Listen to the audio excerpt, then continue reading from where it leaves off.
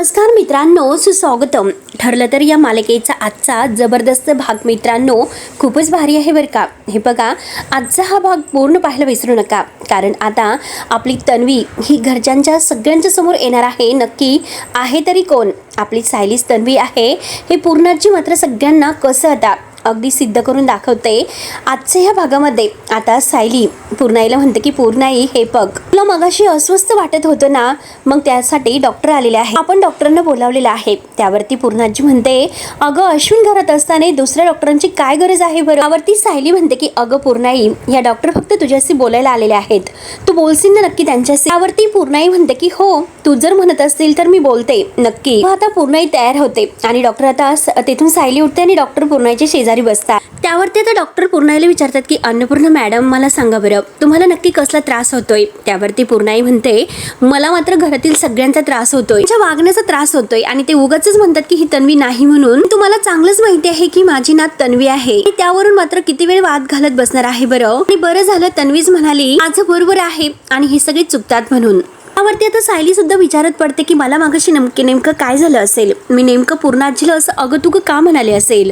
नक्की माझ्यासोबत हे सर्व काय घडत आहे? या सगळ्याचा ती मनामध्ये विचार करत आहे. त्यावरती डॉक्टर पूर्णाईला समजावतात की अन्नपूर्णा मॅडम, तुमचं खरंच काही चुकत नाही, आणि हे बघा, तुम्ही जर आता शांतपणे बसा, जास्त विचार करू नका, तुम्हाला एक इंजेक्शन देते, म्हणजे कसं की तुम्हाला शांत झोप लागेल. त्यावरती पूर्णाई म्हणते की हो, मी झोपेत आहे ना, तोपर्यंत तुम्ही यांना सगळ्यांना समजवा. डॉक्टरांना अगदी समजावून सांगायला तर सांगतेच, परंतु सगळ्यांना म्हणते की तुम्ही डॉक्टरांचं ऐकावर का?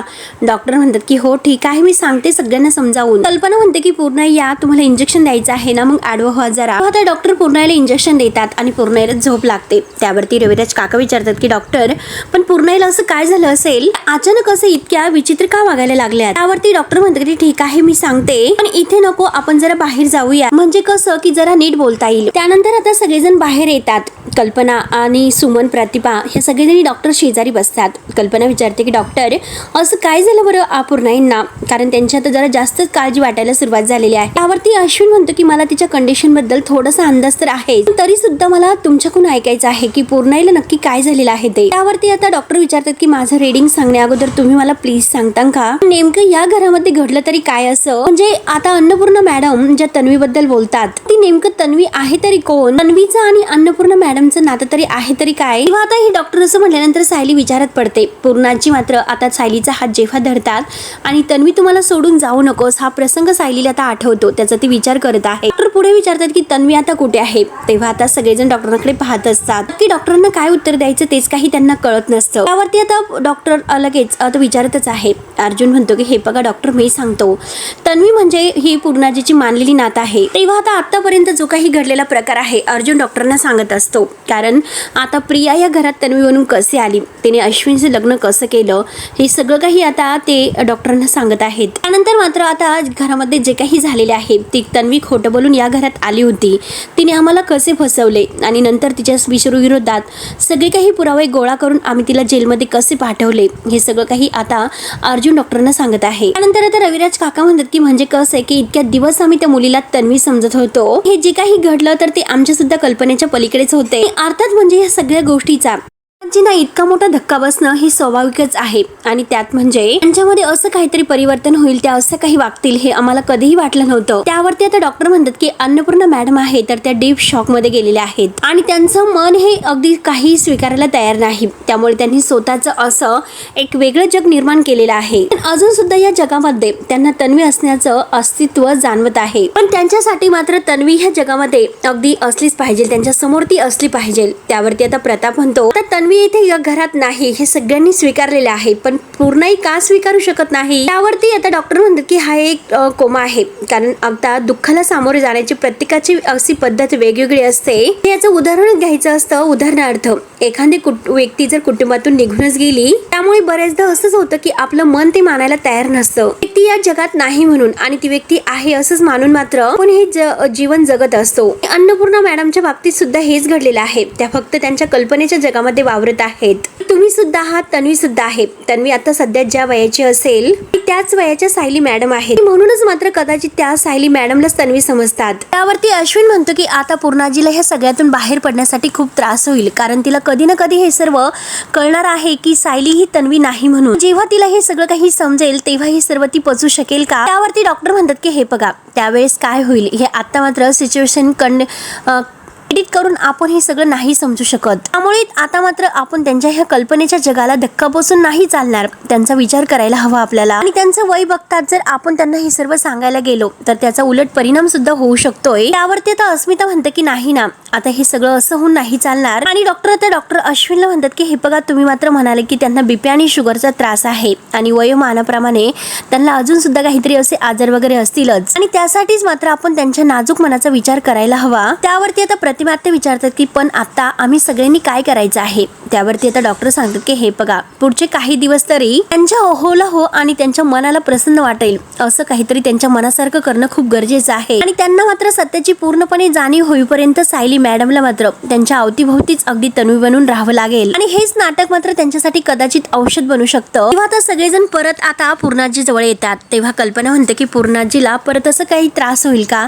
त्या परत स्वतःला असं त्रास करून घेतील का? त्यावरती प्रताप म्हणतो की त्याची तर भीती आहेच, आणि शेवटी आपल्या हातात काय आहे बरं? तेवढ्यात पूर्णाजीला जाग येते. तेव्हा तर सगळेजण पूर्णाईकडे पाहत असतात. पूर्णाजी तन्वीकडे पाहतात आणि म्हणतात की तन्वी. त्यावरती सायली विचारते की पूर्णाजी तुम्हाला बरं वाटतं ना आता? सायली आता पूर्णाजीच्या हाताला धरून पूर्णाजीला उठवते. पूर्णाजी म्हणजे की उठल्या मात्र माझ्या सायलीचा चेहरा मला बघायला भेटला, म्हणजे माझ्या तन्वीचा. सगळेजण मात्र पूर्णाईला आता समोरच उभे दिसतात. ती विचारते की काय झालं, तुम्ही सगळेजण असे माझ्यासमोर का उभे आहेत? काही झालेलं आहे का? त्यावरती कुणी काही उत्तर देतच नाही. सगळेजण पूर्णाईकडे भीती पाहत असतात. त्यावरती आता रविराज काका म्हणतात की नाही पूर्णाई, मगाशी तुम्हाला खूप त्रास होत होता म्हणून आम्ही सगळेजण तुमच्या जवळ थांबलेलो आहोत. त्यावरती अश्विन म्हणतो की अगं पूर्णाई तुझा बीपी थोडा वाढलेला होता. त्यावरती पूर्णाई म्हणते की अरे बीपीचं काय घेऊन बसलात? बीपी तर कायमच माझ्या मागे लागलेला आहे. यासाठी मात्र तुम्हाला चेहरे पाडून बसण्याची काही गरज नाही, आणि काळजी कशाला करतात? माझी तन्वी आहे ना माझ्या बाजूला, त्यामुळे मला काही होणार नाही. त्यावरती अर्जुन म्हणतो की तरी सुद्धा तू वेळेवर औषध घ्यायचं आहे. डॉक्टरनी सांगितलं ना एकही डोस चुकता कामा नये. त्यावरती आता पूर्णाजी ऐकून म्हणते तरी एक वेळेस मेडिसिन घेणं चुकवेल, परंतु तन्वीने मात्र चुकून द्यायला पाहिजे, कारण तन्वीच्या सगळं काही लक्षात असतं. आठवणीने ती सगळं काही मला मेडिसिन वगैरे देत असते. आता पूर्णाजी आता जे काही बोलत आहे ते ऐकून सगळ्यांना मात्र आता सायलीकडे बघून ते अगदी बघत असतात, आणि पूर्णाई सुद्धा आता खुशूत हसत असते. त्यावरती आता सायली म्हणते की पूर्णाई मला औषध तर घ्यायचंच आहे, पण त्या अगोदर तुम्हाला जेवायचं सुद्धा आहे. हे बघा तुम्ही जर जेवला नाही तर तुमचं अगदी अनाशापोटी हे पित्त उखळत असतं, त्यामुळे प्लीज औषध घ्या आणि अगोदर जेवण करून घ्या. तेवढ्यात आता पूर्णाजी सायलीला थांब जरा असं म्हणतात. सगळेजण पुन्हा पूर्णाईकडे पाहतात. सायली विचारते की काय झालं पूर्णाई, तुम्ही असं का म्हणालात? त्यावरती पूर्णाई म्हणते की काय ग सायली, तुम्हाला असं अचानक आवाजावं का करतेस बरं? हे बघ आता तुला मात्र मला आवाजावं घालण्याची काही गरज नाही, आणि मला आवाजावं असं घालून ऐकण्याची सवय नाही. ती सुद्धा मस्का मारण्याची एक आता नवीन पद्धत आहे. नक्की तुला काहीतरी लागत असेल म्हणूनच तुम्हाला असं बोलते. काय तुला काही चॉकलेट वगैरे हवं आहे का? सायली हसते. सायली म्हणते की पूर्णाई अगं छे कशाला मला चॉकलेट वगैरे हवं आहे, आणि जर हवं असेल तर मला मस्का मारण्याची गरज आहे का? आणि बघ ना चल ना लवकर पूर्णाजी जेवण करायला जायचं आहे. त्यावरती लगेच आता पूर्णाई म्हणते की बघ तुझ्याकडून मात्र पूर्णाजी हे कर पूर्णाजी ते कर असं ऐकण्याची सवय आहे, तर अचानक जर तुम्हाला असं आहो पूर्णाजी म्हटली तर मला ते कसं चालेल बरं? त्यावरती आता कल्पना म्हणते की मी आता कुसुमला ते वाढायला सांगते विमलला. सगळेजण आता पूर्णाईचे अगदी धरून अगदी सावकाश करत बाहेर घेऊन जेवायला येतात. सगळेजण बाहेर येतच असतात. आता ही सुमन मात्र विमलला म्हणत असतं की बरं झालं आपण जेवणाची तयारी करायला घेतली, एकतर सगळेजण खूप टेन्शनमध्ये आहेत आणि सगळ्यांना भूका लागलेल्या असतील, पोटामध्ये 4 घास गेले तर सगळ्यांना बरं वाटेल. त्यावरती आता विमल म्हणते की हो ना इतक्या कमी वेळात मात्र फक्त दाल खिचडी आणि पापड भाजता आले, आणि पण मला नाही वाटत की काहीतरी आता यापेक्षा वेगळं कोणीतरी खाण्याची इच्छा असेल म्हणून. आणि त्याच वेळी सगळेजण आता डायनिंगच्या टेबल जवळ येतात आणि तेथे सगळेजण खुर्चीवर बसून जेवायला बसतात. विमल आणि सायली आता सगळ्यांना वाढत असतात. तेव्हा आता पूर्णाजी सगळ्यांच्या पडलेल्या चेहऱ्यांकडे पाहत असते. प्रत्येकाचा चेहरा पडलेला दिसतो. ते जण असे गप्प का आहेत, आणि आता सगळ्यांनी जेवताना मात्र असे तोंड पाडून बसायचं नाही असे ती सगळ्यांना सांगते. आणि काहीच बोलत नसतं पूर्णाजी पुन्हा विचारते की काही झालेलं आहे का? तेव्हा आता प्रताप म्हणतो की अगं पूर्णाई कशाला काय होईल बरं, काही झालेलं नाही, सगळं नॉर्मल आहे. त्यावरती कल्पना म्हणते की अहो पूर्णाई मगाशी तुम्हाला थोडंसं अस्वस्थ वाटत होतं म्हणूनच मात्र आम्हाला सगळ्यांना खूप टेन्शन आलं होतं. आणि तेवढ्यात अस्मिता पूर्णाईला विचारते की आजी तुला आता बरं वाटतं ना?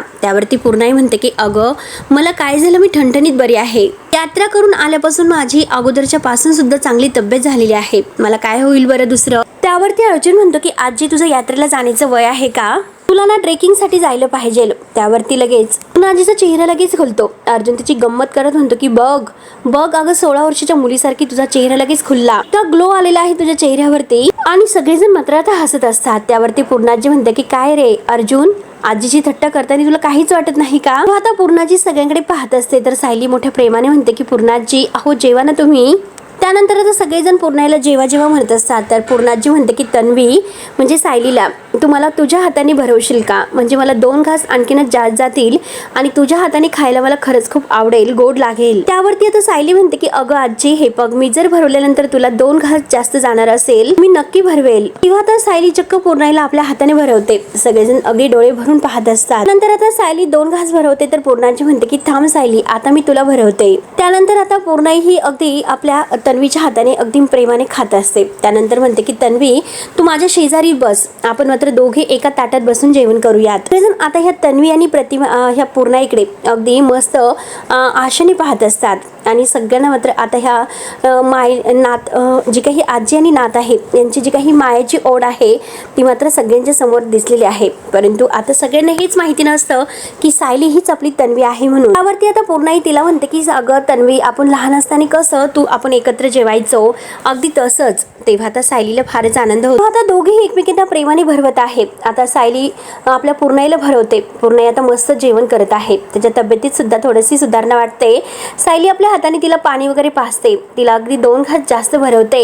तेव्हा आता सगळ्यांना फारसा आनंद होतो. सगळेजण ह्या दोघींच्या प्रेमाकडे पाहत असतात. तेव्हा आता कल्पनाला सुद्धा खूप आनंद होतो आणि रविराज काका प्रतिमा आता अगदी डोळे भरून हे सर्व दृश्य पाहत असतात. रविराज सुद्धा आता डोळे भरून पाहत आहे. त्यावरती आता लगेच पूर्णाजी रविराज काकांना विचारते की तुम्हाला आठवतं का लहानपणी तन्वीला जीव घालणं म्हणजे माझ्यासाठी कसरत असायची. कसरत जेवण झाल्यानंतर मी लहानपणी तिच्या मागे अगदी दूर धावायची आणि ती पुढे पळायची, आठवतं ना तुम्हाला. तेव्हा आता रविराज काका म्हणतात की हो सगळं काही हुबेहूब नक्की आठवते. नंतर पूर्णाई तन्वीला म्हणजे सायलीला म्हणतात की हे बघ तन्वी लहानपणी जेव्हा तू होते तेव्हा मी 2 घास भरवल्यानंतर तुम्हाला नेहमी असं म्हणायची आजी जोपर्यंत तू जेवत नाही तोपर्यंत मी नाही जेवणार. तर आता ह्या आजी आणि नातीकडे पाहतच आहे कारण आता सायलीने पूर्णाजीला प्रेमाने भरवलेलं आहे आणि आता पूर्णाजी सुद्धा आता प्रेमाने तिला भरवत आहे, ते पण आनंदाने. आणि आता सगळ्यांच्या समोर तेव्हा अगदी सायलीला भरवत म्हणतात की किती दिवसातून मी माझ्या नातीला इतकं प्रेमाने भरवलेलं आहे. तेव्हा आता ते गोड नातं बघून सगळ्यांच्या डोळ्यात पाणी येते. सगळेजण पाहतच असतात ते दोघींचं प्रेम. तेवढ्यात आता सायली विचारत पडते, तिला तिचं बालपण आठवायला सुरुवात होते. तेव्हा पूर्णाजी तिला हात लावते आणि विचारते की काय ग कुठे हरवली तन्वी. त्यावरती आता सायली म्हणते की काही नाही पूर्णाजी आता जेवण करायचं, नंतर गोळ्या घ्यायच्या आणि मस्त आराम करायचा आहे. तेव्हा आता पूर्णाजी थोडंसं तोंड वाकडं करत म्हणते की हो कळले, प्रत्येक गोष्ट मला तुझ्या तालावर नाचून करावी लागते. तेव्हा आता प्रतिमा त्या डोळे भरून त्यांच्याकडे पाहत असते. त्यांचं ते प्रेम अर्जुन कल्पना हे सगळ्यांच्या डोळ्यात पाणी येत आहे. सगळ्यांना मात्र आता त्यांचा नात्याचा एक असा वेगळाच आदर वाटतो. तेव्हा आता सगळेजण पूर्णाईकडे बघत आहेत. तेव्हा पूर्णाई सगळ्यांना म्हणते की तुम्ही असे का बघतात माझ्याकडे, आमच्या गप्पा काय, आमच्या गप्पा तर अशाच चालू राहतील, तुम्ही जेवा बरं, प्रत्येकाने जेवण करून घ्या. आता सगळेजण जेवायला बसतात आणि आनंदाने आज मात्र सगळेजण जेवण करत आहे. त्यानंतर आता इकडे ही प्रिया बाहेर मात्र कोणत्या तरी बाईचा म्हणजे एक गुन्हेगार आहे तिचा नवरा तिला भेटायला आलेला असतो आणि आता ती जी काही लेडीज कॉन्स्टेबल आहे ती म्हणत असते की हे बघा तुम्ही तुमच्या बायकोला कमी वेळ आहे त्यामुळे भेटून घेऊ शकतात, परत नाही भेटू शकत. प्रियाला असं वाटतं की अश्विनच आलेला आहे. ती लगेच आता उठते आणि धावतच आता ते दरवाजाजवळ येते आणि म्हणते की हे बघा मला माझ्या अश्विनला भेटून द्या, अश्विन आलेला आहे का. तेव्हा आता ही लेडीज कॉन्स्टेबल आहे तिच्यावर ओरडते, अगं हे बाई तुला नाही म्हणाले मी आणि हा तुझा नवरा आहे का. तेव्हा आता प्रिया त्या माणसाकडे पाहते आणि नाही असं म्हणते. ती लेडीज कॉन्स्टेबल मात्र त्या माणसाला म्हणते की तुम्ही जा तिकडे तुमच्या बायकोला भेटायला. प्रिया आता अगदी तिला धक्काच बसतो. ती रडत असते आणि सारखे तिला अश्विन येईल, आपल्याला अश्विन भेटायला येईल असं वाटत असतं. आता मात्र ती लेडीज कॉन्स्टेबल म्हणते की ताई अहो ताई कोणी मला भेटायला आलं का असं विचारते. तुम्ही आले का.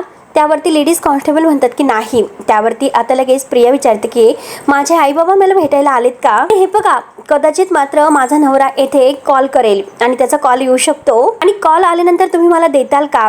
प्रिया आता पूर्णपणे भांबावून गेलेली असते. ती पूर्ण बिथरल्यासारखं वागत असते. तुम्ही मला देताल ना कॉल असं विचारते. तेव्हा आता लेडीज कॉन्स्टेबल आहे तर ती मात्र आता ह्या प्रियावर खूपच रागवते आणि म्हणते की काय ग येथे तू पिकनिकसाठी आलेली आहेस का. अगं तुला फोनवर बोलायचं होतं मग तू घरीच राहायचं होतं, दुसऱ्याची फसवणूक करून तुला कोणी खून करण्यासाठी सांगितले होतेस ग? तेव्हा आता प्रिया तिच्यावरच ओरडते, व्हिजिटर मात्र मला इथे भेटायला येऊ शकतात, तो माझा हक्क आहे. माझा नवरा डॉक्टर अश्विन सुभेदार तुम्हाला नक्की इथे भेटायला येऊ शकतो, नक्की तुम्हाला भेटायला येणार आहे, कळाले ना तुम्हाला? आता नक्की मला भेटायला येत असेल, त्याला माहिती आहे की मी त्याची वाट पाहते म्हणून, बहुतेक त्याला येण्यासाठी वेळच मिळाला नसेल, परंतु तो नाही, नक्की मला भेटायला येणार आहे म्हणून वेडेसारखी बडबड करत असते. ती लेडीज कॉन्स्टेबल तिच्याकडे रागाने पाहते आणि तिच्यावर ओरडते की गप्प राहा म्हणून, बघू तुला भेटायला कोण येते, आता जा बरं आतमध्ये बस. तेव्हा आता लेडीज कॉन्स्टेबल पुढे जाते, तेव्हा प्रिया तिच्यावर ओरडत असते की अहो ताई ताई प्लीज, माझा नवरा भेटायला आला तर मला इकडे पाठवून द्या, नक्की मला भेटायला येणार आहे,